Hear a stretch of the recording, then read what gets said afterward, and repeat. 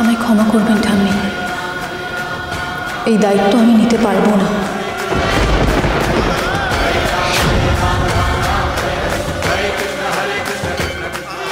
কেন বড়নাথ বৌমা?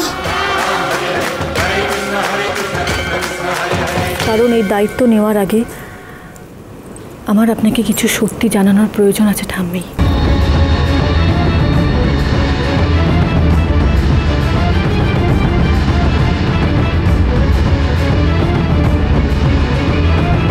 কি?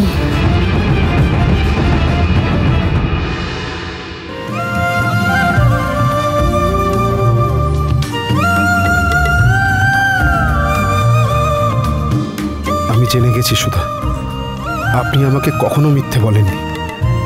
তাই আজ থেকে আমরা সবটা আবার নতুন করে শুরু করব। তেজ বসু মল্লিক আজ আপনাকে আপনার সব প্রশ্নের উত্তর দেবে, বলবে যে আপনার অতীত নিয়ে আমার কোনোদিনই কোনো সমস্যা ছিল না। ডলি, চিরকুট চল।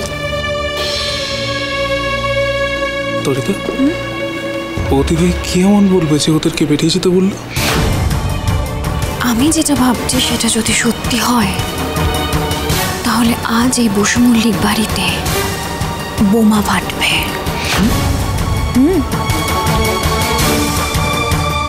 আমার জীবনের সবচেয়ে বড় সত্যিটা আপনাকে জানাবো ঠাম্মি, যা সবার অজানা।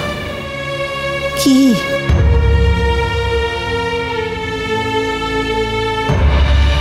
আমি ডিভোর্সি, আমি ডিভোর্সি, আমি ডিভোর্সি, আমি ডিভোর্সি, আমি ডিভোর্সি, আমি ডিভোর্সি, আমি ডিভোর্সি, আমি ডিভোর্সি।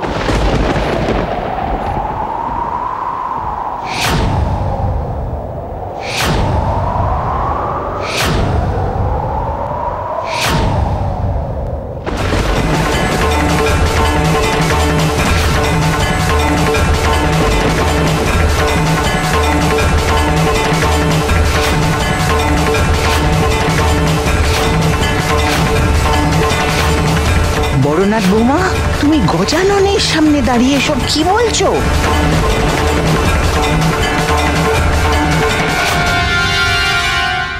আমি জানি এই কথাটা শুনে আপনাদের কত বড় ধাক্কা, কতখানি আঘাত লেগেছে।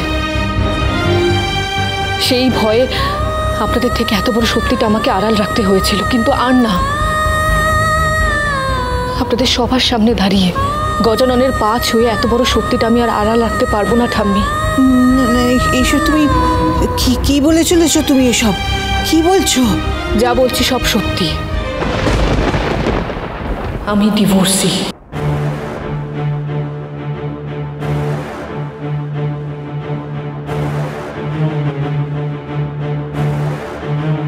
না না, এটা অসম্ভব। মা,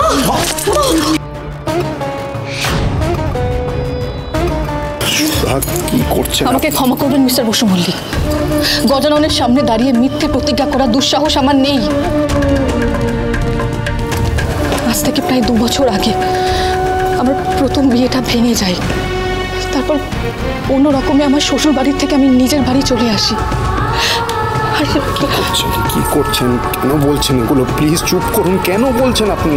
কারণ আপনাদের বাড়ির প্রত্যেকটা মানুষ আমাকে এই বাড়ির নাত বউয়ের ভালোবাসা দিয়েছে, আমাকে আমাকে জায়গা দিয়েছে, সম্মান দিয়েছে। আমি তাদের অমর্যাদা করতে পারি না। একটা মিথ্যের ওপর আমি আমার সুখী সংসার গড়তে পারি না মিস্টার বসু মল্লিক। কিন্তু বিয়ের এতদিন বাদে হঠাৎ করে এই সমস্ত কথা তুমি কি বলছো বড় বাবা? না না না, এটা হতে পারে না, আমি বিশ্বাস করি না। বাবা, আমিও বিশ্বাস করতে পারিনি যে আমার জীবনের সাথেও এরকম একটা দুর্ঘটনা ঘটতে পারে, কিন্তু ঘটেছে, সত্যি ঘটেছে। আমি এত বড় দায়িত্ব আমার হাতে তুলে দিতে চাইছিলেন, সেই দায়িত্বটা নেওয়ার আগে সব কথা সবাইকে জানিয়ে দেওয়া আমার খুব প্রয়োজন ছিল।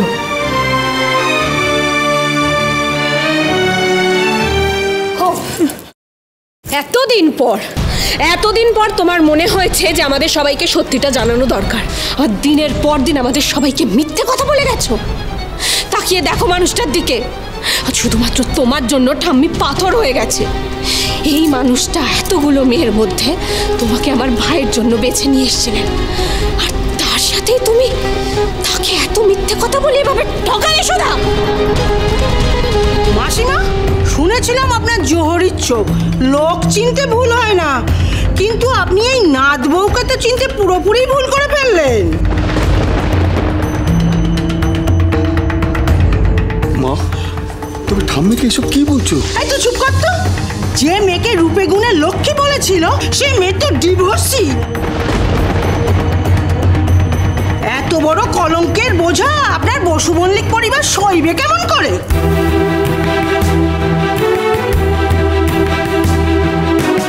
শুনুন, হতে পারে যে আমাদের সুধার একটা অতীত আছে, কিন্তু তাই বলে তো তার যেসব গুণগুলো আছে সেগুলো তো রাতারাতি সব মিথ্যে হয়ে যেতে পারে না। মা, তুমি একবারটি ভাবো, সুধা কিন্তু আজও এটা প্রমাণ করেছে যে তুমি তাকে এ বাড়ির বৌমা হিসেবে বেছে কোনো ভুল করনি। এই বাড়ির জন্য একেবারে যোগ্য বৌমাই তুমি এনেছো। সে আর বলতে, যে মেয়েকে তার আগের শ্বশুর বাড়ি থেকে তাড়িয়ে দিয়েছে সেই রকম বাতিলের খাতায় পড়া মেয়েকে মাসিমা তুলে এনে বড় নাতির বউ করেছে। ওই পুরনো জিনিসকে ওই ঠিকঠাক করে আবার ব্যবহার করার উপযুক্তকে কি জানি বলে, রিসাইকেলিং।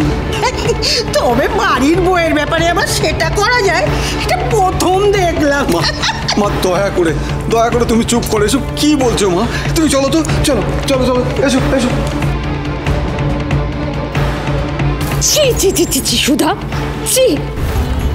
আজ শুধুমাত্র তোমার জন্য আমার শ্বশুর বাড়িতে আমার আর আমার গোটা পরিবারের নাক কাটা গেল। কেন বলেছিলে গো এতদিন ধরে আমাদেরকে মিথ্যা কথা? কেন আমার ভাইয়ের সাথে বিশ্বাসঘাতকতা করেছো? হ্যাঁ, তুমি ডিভোর্সি এই কথাটা যদি আমার ভাই আগে জানতো তাহলে তোমার মতো মেয়েকে কোনোদিনও বিয়ে করতো না। সুদামা, আমি তোমার থেকে এটা আশা করি। তুমি এবারের বড় ছেলের বউ, আমার ছেলের ভবিষ্যৎ জড়িয়ে আছে তোমার সঙ্গে। আর তুমি কি না? বিশ্বাস করুন বাবা, আমি আপনাদের কোনোদিনও ঠকাতে চাইনি, আপনাদের অন্ধকারে আমি রাখতে চাইনি, বিশ্বাস করুন। ন্যাকামো করে এখন অন্ধকারে আলো ফেলার চেষ্টা করা হচ্ছে। দাদা, আমি কিন্তু তোকে বলে দিচ্ছি, আমাদের তেজের জীবন যদি নষ্ট হয়, তেজের ভবিষ্যৎ যদি নষ্ট হয়, এই মেয়ের কিচ্ছু যাওয়া আসবে না, কিন্তু এই মেয়ের জন্য আমাদের সবার সর্বনাশ হয়ে গেল। দাদা, একবার ভাবতো কিভাবে লোককে মুখ দেখাবি, সমাজ তো আমাদের উপর থুথু করবে। তেজ বেকারির সর্বেশ্বরবার বউ নাকি একজন ডিভোর্স, হ্যাঁ, অন্যের হালকা বাতিল করা বউ। মেজো কাকুমণি,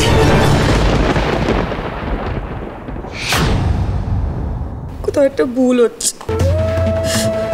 কোথাও একটা বড় ভুল হচ্ছে। আমরা বাড়ির এতগুলো মানুষ, আমাদের একটা মানুষকে চিনতে এত বড় ভুল হলো। হ্যাঁ মেজো, মেজো বল রে, ভুল হচ্ছে তো? হ্যাঁ, কিছুতেই হতে পারে না এটা, আমি কিচ্ছু বুঝতে পারছি না দিদি ভাই। আচ্ছা সুধা মা, যখন এ বাড়ি থেকে তোমাদের বিয়ের সম্বন্ধ করার জন্য তোমাদের বাড়িতে যাওয়া হয়েছিল, তখন তুমি বা তোমার বাড়ির লোক কেউ কিচ্ছু বললে না কেন? কেউ কিচ্ছুটি জানলে না কেন মা? আমিও জানতাম না কাকিমণি, আমার বাড়ির লোক আমার অতীতের কথা গোপন করে এই বিয়েটা দিয়েছে। বলবে কেন? আরে কেন বলবে? লোভ যে বড় বালা। হ্যাঁ, ওই এত বড় বাড়ি থেকে সম্বন্ধ এসেছে, ওই ডিভোর্সের কথা যদি বলতো তাহলে তো হাতছাড়া হয়ে যেত না সম্বন্ধটা। মায়ের মতন এরকম একজন বিচক্ষণ মানুষকে ঘোল খাইয়ে দিয়েছে। আচ্ছা সুধা, আমাকে একটা কথা বলো তো, এই যে তোমাদের পরিবার একজন ডিভোর্সি মেয়েকে তেজের ঘাড়ে চাপিয়ে দিল, সেই জন্য আচার্য পরিবারের প্রত্যেকটি সদস্য আনন্দে ধেই ধেই করে হালকা নাচছিল না? তাহলে এবার সবাই বুঝতে পারছো তো যে কেন দিদিভাই সবাইকে এত মন্ডা মিঠাই খাওয়াতো? যাতে ডিভোর্সের ব্যাপারটা আড়াল করে এই বাড়ির অন্নপূর্ণা বউ সেজে থাকা যায়।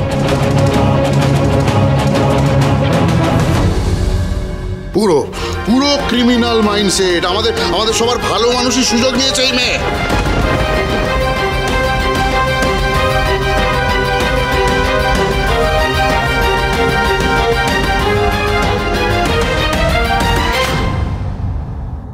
আমার পরিবার আমার ডিভোর্সের কথাটা লুকোতে চেয়েছিল ঠিকই, কিন্তু আমি কখনো চাইনি, শুধুমাত্র মিস্টার বসু মল্লিকের মুখের দিকে তাকিয়ে আমি আপনাদের কাউকে কিচ্ছু বলতে পারিনি। এই কাননওয়ালা বেঁচে থাকতে এই বাড়িতে কোনোদিন জায়গা হবে না তোমার। তাহলে তো আমাকেও বেরিয়ে যেতে হয় ঠাম্মি, কারণ সব সত্যি জেনেও আমি তোমার কাছ থেকে সবটা আড়াল করেছি।